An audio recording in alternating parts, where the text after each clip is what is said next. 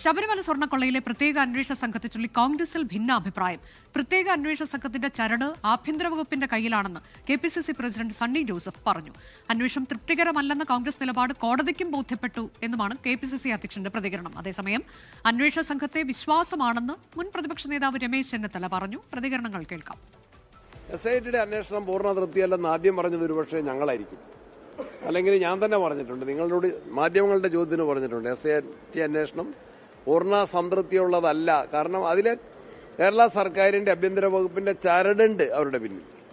അതുകൊണ്ടാണ് അതിൽ പൂർണ്ണ സംതൃപ്തിയില്ല എന്ന് കോടതിയും പറഞ്ഞിട്ടുണ്ട്. കോടതി വിധിയിലെ വാക്യങ്ങൾ അത് തന്നെയല്ലേ. ഇന്ന് SITയുടെ പ്രവർത്തനത്തിൽ അതൃപ്തിയൊന്നും ഞങ്ങൾക്കില്ല. എനിക്ക് അവരുടെ പ്രവർത്തനത്തിൽ ആ ഉദ്യോഗസ്ഥന്മാരുടെ ക്രെഡിബിലിറ്റിയുടെ കാര്യത്തിലും എനിക്ക് സംശയമില്ല. ഒരാളിനെ അറസ്റ്റ് ചെയ്ത് കഴിഞ്ഞാൽ നമ്മുടെ ക്രിമിനൽ നടപടി ചട്ടം അനുസരിച്ച് തൊണ്ടി മുതൽ കണ്ടെത്തണം. തൊണ്ടി മുതൽ കണ്ടെത്തിയോ, എവിടെയാണ് സ്വർണമെന്ന് കണ്ടെത്തിയോ, അപ്പോൾ ആ നിലയിലേക്ക് കാര്യങ്ങൾ മുന്നോട്ട് പോകണം. യഥാർത്ഥ വസ്തുത കണ്ടെത്തേണ്ടിയിരിക്കുന്നു.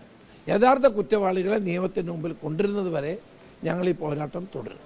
ലോകത്തെവിടെയായാലും ഏത് സമയത്തും 24 വാർത്തകളും ഓഗ്മെന്റഡ് റിയാലിറ്റി പാക്കേജുകളും എക്സ്പ്ലെയിനറുകളും വിശദമായി കാണാൻ ഞങ്ങളുടെ YouTube ചാനൽ നിങ്ങൾക്ക് സബ്സ്ക്രൈബ് ചെയ്യാം.